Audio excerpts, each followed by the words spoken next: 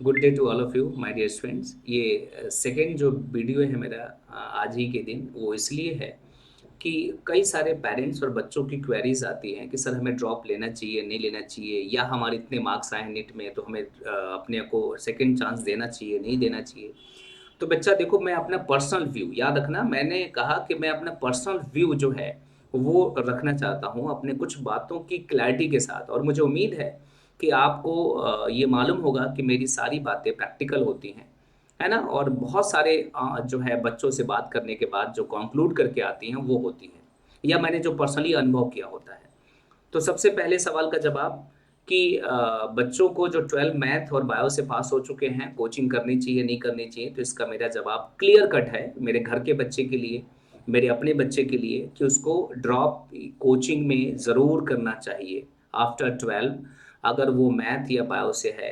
और अगर वो साइंस का स्टूडेंट है तो उसको निश्चित रूप से कोचिंग करने पे ही सारी जानकारी जो है, या वो एकेडमिक रूप से स्ट्रांग हो पाएगा, जो उसके लिए आगे के फर्दर कैरियर में, खास तौर से अगर वो गवर्नमेंट जॉब में भी जाना चाहता है, चाहे वो गवर्नमेंट जॉब किसी भी तरह की हो, है ना, चाहे वो गवर्नमेंट टीचर की हो, या फिर वो मेडिकल और आईआईटी की हो, या फिर किसी अदर एग्ज़ाम्स की हो, है ना। जैसे कई बच्चे बीएससी नर्सिंग करना चाहते हैं, कुछ और प्रोफेशनल डिग्रीज़ जैसे बीपीटी करना चाहते हैं, बीएमएस करना चाहते हैं, बीएचएमएस करना चाहते हैं। तो मेरे ख्याल से अब जब आपका माइंड सेटअप एक बन जाएगा, तो उस माइंड सेटअप के साथ जो है ना आप ज़्यादा बेहतर कर पाएँगे, और इसके लिए आपको एक मेंटल एक्सरसाइज़ चाहिए होती है, जो कोचिंग वाले ही करवाते हैं आपको। देखो, मैं कोचिंग को फ़ेवर नहीं कर रहा हूँ, मैं सच्चाई बता रहा हूँ, मैं सच्चाई बता रहा हूँ, और आप बहुत अच्छे से जानते हैं कि ये सच है।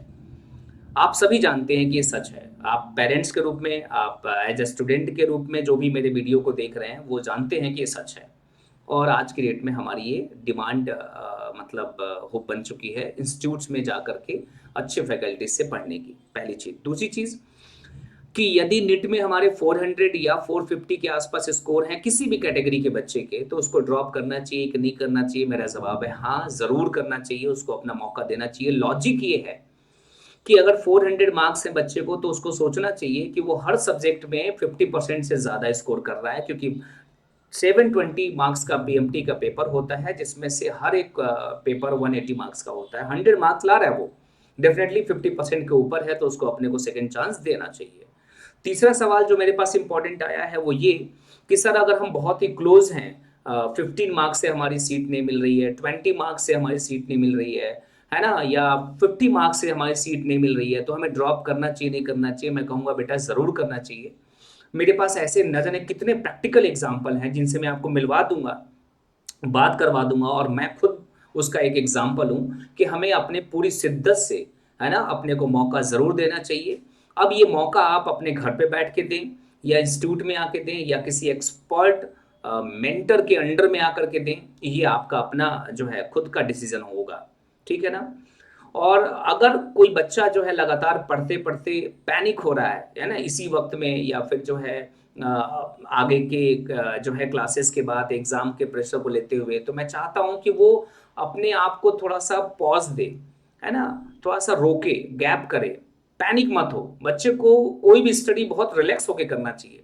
किसी भी चीज़ का बच्चा प्रेशर लेने से हमारा इम्प्रूवमेंट होने की जगह, है ना, डी इम्प्रूवमेंट होता है। मतलब हम उन चीज़ों में ना, और कहीं न कहीं कुछ न कुछ लैग करते जाते हैं। तो हमें बिल्कुल कॉन्फिडेंट और पॉजिटिवली रहना चाहिए। कॉन्फिडेंट हम तभी हो पाएँगे जब चीज़ों में कहीं भी अगर हमें लग रहा है कि बहुत सारा आउटपुट नहीं आ रहा है, ठीक है ना? तो हमें थोड़ा-सा पॉज़ लेना चाहिए, ताकि हम उसके बाद जो है खुद ही चीज़ें अपने आप फिगर आउट हो जाएँगी। डेफ़िनेटली हो जाएँगी, और ऐसा आपको हमेशा, जब भी आपको लगे अपने स्टडी के टेन्योर में, तो आपको करना चाहिए बच्चा।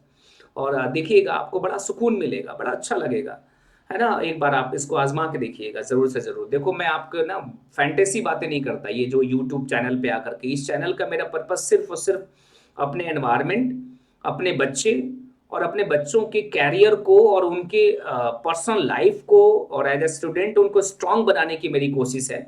इसके अलावा मेरी कोई कोशिश नहीं है, मैं आपको बता रहा हूँ, कोई भी कोशिश नहीं है।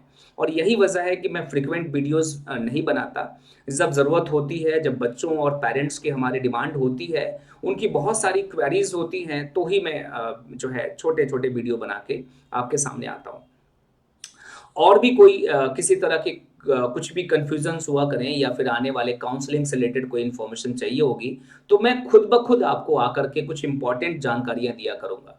जैसे कि मैंने अपने बच्चों को ऐन वक़्त पे मतलब एग्ज़ाम 17 जुलाई के नेट के ठीक पहले ये इन्फॉर्म किया बच्चों को कि बच्चा कोई भी अगर किसी क्वेश्चन में चारों ऑप्शन आपको जो है सही लग रहे हों, तो आप डेफ़िनेटली किसी न किसी एक आंसर को मार्क करके आना, तभी उसकी स्कोरिंग मानी जाएगी। अदरवाइज़ एनटीए इसको जो है खारिज कर सकता है, उसको कंसिडर नहीं करेगा, आपके बोनस पॉइंट नहीं जोड़े जाएँगे। तो ये पता चला कि ऐसे बायोलॉजी में मेरी बॉटनी में ही जो है ऐसे जो है आपके कम से कम एक क्वेश्चन आ गया और जो कि प्लांट एनाटॉमी से था और एक क्वेश्चन की लैंग्वेज ही गलत थी, है ना? असेंडिंग और डिसेंडिंग ऑर्डर के जो वर्ड था उसने एनटीए ने गलत लिखा था। और इस बार इन्होंने पेपर बहुत ही बैलेंस दिया है। मैं बताना चाहता हूँ कि पिछले 6 टू 7 इयर्स में सबसे अच्छा पेपर नीट का आया है। इन्होंने फिज़िक्स को नॉर्मल रखा, केमिस्ट्री को थोड़ा-सा राइज़ कर दिया, है ना? बायोलॉजी को और थोड़ा-सा स्टैंडर्ड बढ़ाया, लेकिन टफ़ नहीं किया। टफ़ मैं नहीं कहूँगा और कोई भी बच्चा कहता है कि बायोलॉजी टफ़ थी, मैं उसको बताना चाहता हूँ कि उसकी तैयारी अच्छी नहीं थी। उसकी जो रिवीज़न अच्छा नहीं था, है ना? उसके टीचर के साथ जो है कॉन्सेप्ट क्लियर नहीं थे, है ना? और जो है तो लेकिन पेपर टफ़ नहीं था, पेपर अच्छा था और जब भी कभी बायो में स्टैंडर्ड बढ़ाया जाएगा, तो जैसे 100 क्वेश्चन्स में 61 क्वेश्चन्स बॉटनी के आए हैं। ठीक है ना? तो जब भी बायो में स्टैंडर्ड बढ़ाया जाएगा, डेफ़िनेटली बॉटनी को चांस में लिया जाता है, इसलिए बॉटनी को आपको इस साल जो बच्चे मतलब नेक्स्ट ईयर के लिए जो है मतलब तैयार हो रहे हैं, उनको इस बात का विशेष ध्यान देना होगा। इसी के साथ मैं आपका बहुत ज़्यादा टाइम नहीं लूँगा, है ना? Have a nice day, be confident, be positive and do rock it.